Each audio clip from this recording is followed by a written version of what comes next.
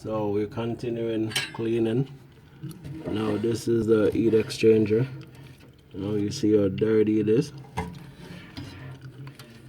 So when it's like that, prevents the flame from flowing properly and you get a flame rollout, which is not good.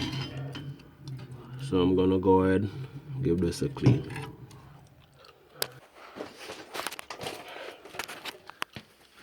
So as you see, this furnace hasn't been cleaned for probably years. All that dust build up there.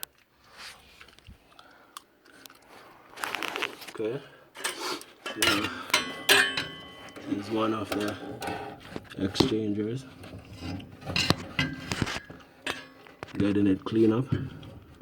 That's the next one. We're gonna clean it up.